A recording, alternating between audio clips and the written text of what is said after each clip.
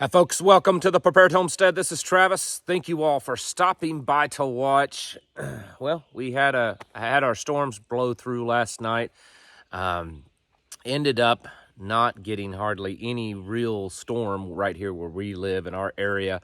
It worked out perfectly about an hour and a half or so before that front was moving our direction, and it was just tornado warning after tornado warning. I was sitting there watching it, coming at us from the west, and I mean it was making a beeline right directly at us.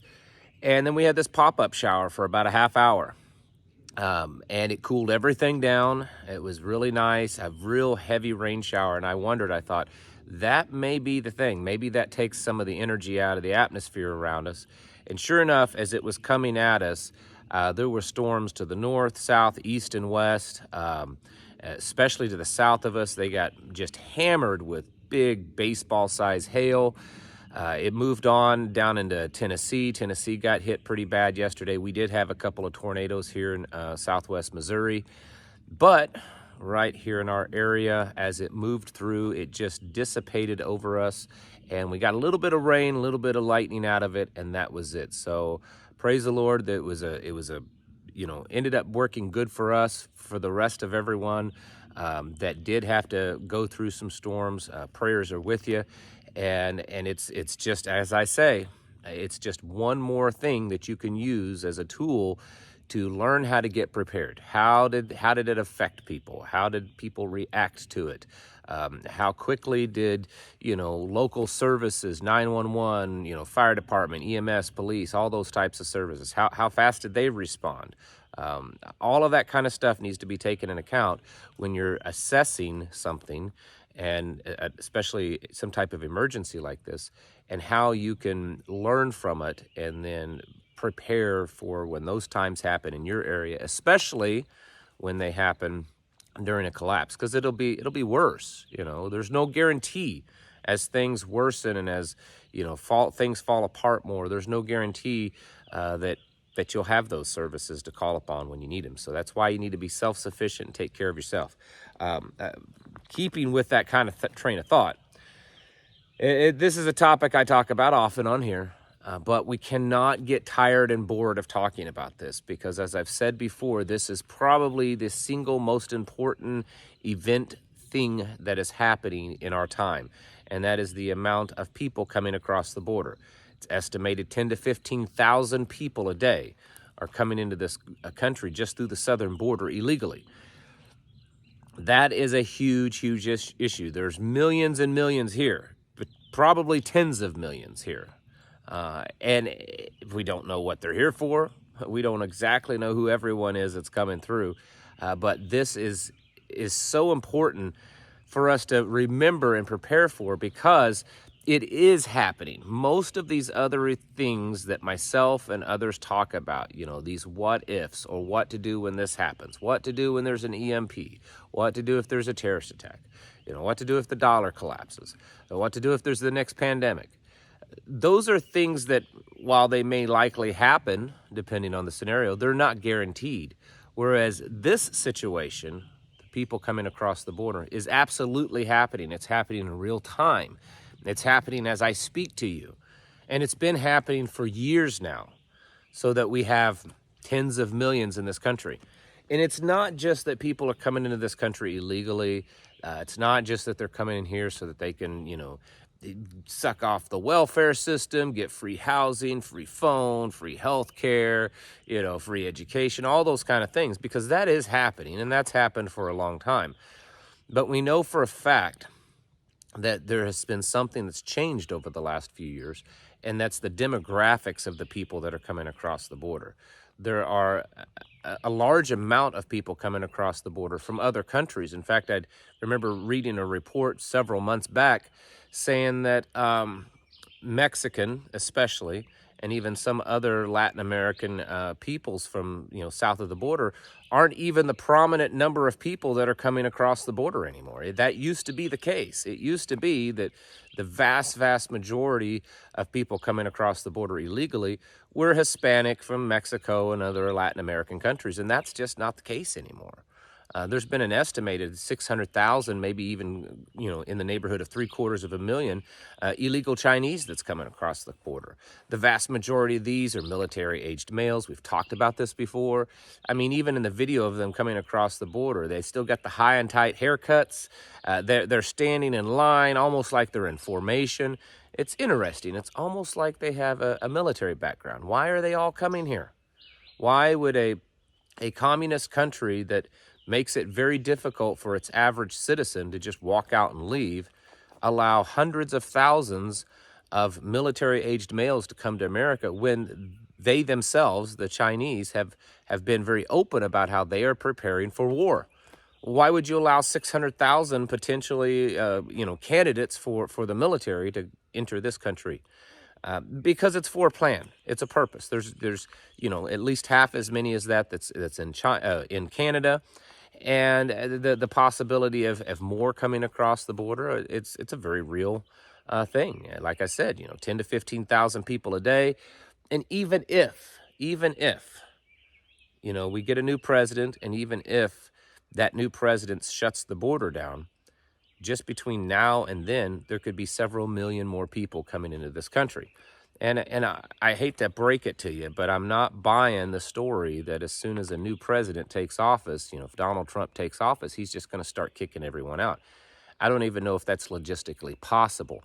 And even if it is, I think about the only way to do that is to hire on a whole bunch of new federal agents. And that's really something I'm not comfortable with, because once they get rid of all the illegals, then what are you going to do with all those extra federal agents that's been hired on? So that I don't see that as being a possible thing happening. What is happening, though, is that we are being invaded. This is an absolute, all-out invasion. There's no other way I think a person could honestly look at this. And you and I have to be ready for that. We certainly can't depend on the fact that our government may save us. That we can't depend on local governments. We can't depend on the U.S. military. I mean, they're too busy, trying on different high heels and, different makeup colors and furry outfits and all that kind of stuff. This comes down to you and I. We are the ones that are going to have to face this, and we're the ones that are going to have to deal with it. We have to be able to work together.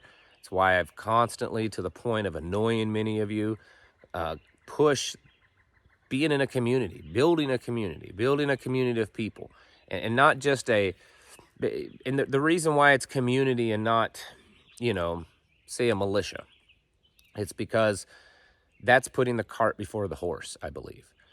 If you build a strong community, if you build a circle of people, of family, whether you're all like-minded or you're taking an existing community that you live in and rebuild that and revitalize that, either way, you have families, you have people that are putting they're putting efforts into something. They're putting their energy, they're putting their emotions into something, and they themselves feel connected to that community, and so they will naturally want to protect that.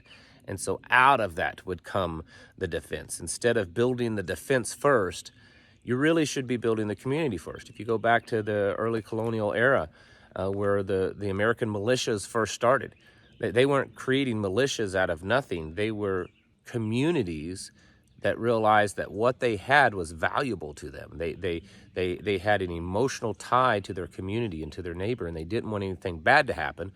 And so out of that came the defense. And so that's really where we have to be looking. We have to realize that this very well may affect us directly. May not be something like many of these other things, say like Israel and Gaza or Iran and Russia and Ukraine, that affects us, but a little bit more indirectly. This is something that's coming right to our doorstep. And it's quite possible that a lot of these other events that we talk about from time to time are to distract us from this very thing that is happening, that's coming right at us. And we have to pay attention to that. We have to constantly be on guard, but really constantly be in a state of preparation, getting ourselves to that state of readiness, so that, when this happens, when these things start to happen, when there becomes some type of terrorist attacks or increased violence, we're ready for that because we've prepared. simple things of being self-sufficient. I talk about that at length all the time, I know. But that's vitally important because you cannot wage any kind of defense, any kind of revolution, any kind of whatever you want to talk. You can't do it if you don't have your own supply chain. If you don't have a way to take care of yourself, to mend wounds, to take care of illnesses, to feed your belly, to drink clean water. If you don't have those things, those are the very basic building blocks of just existing. And so that's why we have to turn back to simpler ways of doing things, being more self-sufficient. Because if you're constantly just focused on other things, and then your fallback to food, water, and medicine is the existing system, then you're just as much a slave to it as ever. So we have to disconnect from that. We have to cut the umbilical cords from the supply chain, from the medical system, from all of that, so that and put it back into our own hands. That's the number one thing that we have to do. If you can't do that, then there's not much point in going any further than that. Obviously, defense is important. We should be actively training on a regular basis. That's why we should make connections with other people so that we can train with other people. And the training doesn't always necessarily mean that it's a combat, guns, bullets type of training. The training can also just be of how to avoid it and how to be aware of what's going on. And the best way to win a fight is to avoid it. And that's not being a coward. That's just being real. Because, it's not like a standard atypical warfare. We don't have supply chains. We don't have backups. If you go down, your whole family goes down.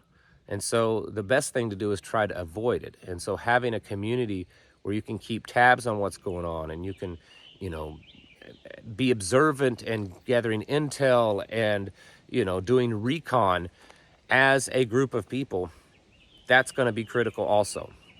And then on top of that, just having a system within your community of the food, of the water, of the trade, of the education, of the communication, responding to each other when times of need. Because when things fall apart and we get to that point of some kind of, Red Dawn moment, there's also still going to be the regular emergencies that people face already on a daily basis. People are still going to fall, hurt their neck, hurt their back, break their arm, break their leg. People are still going to get sick. In fact, people are going to get sick more often because as things fall apart, you're going to be more susceptible to pathogens and bacterias and parasites that we don't really think about too much in a first world nation. But those will become prominent again. In fact, it'll be the most likely way that people die. It's not going to be from gunshot wounds. It's not going to be going out in a blaze of glory. It's going to be because you drank water that was tainted or ate undercooked meat, or you got a cut on your leg or your hand and it got infected. That's going to be the most common ways to die. And so having your own skills and developing skills and response within your community so that you can come to people's aid and you have professional training to know how to deal with it, that's going to be critical. Communication, obviously, that seems to be a given, and there are multiple ways to do that. Ham radio is one, GMRS radio is another, MERS radio, M-U-R-S, it's not talked about a whole lot, but it's a good frequency in the band to use. It's better for rough terrain than the GMRS, so that may be an option for a lot of you. CB radios it's still viable, it's still usable, but there's a lot of ways that you can work out your communications, and you need to do that. Don't be dependent upon the system, because right now most every way we communicate with each other is through a very controlled system, a system that's very fragile, a system that will collapse. Even if there isn't a, say, government or grid collapse, just the fact that there was a major emergency and everybody getting on their cell phones at the same time could collapse the self grid. And so we have to have a backup to that. We need to be doing these things very actively right now. If you start to look out into the near future in the next 3, 6, and 12 months, there's not really a great outlook on how things are going to turn out. They may not be that bad, but they could also be a lot worse. And so we need to be actively planning and training for these things.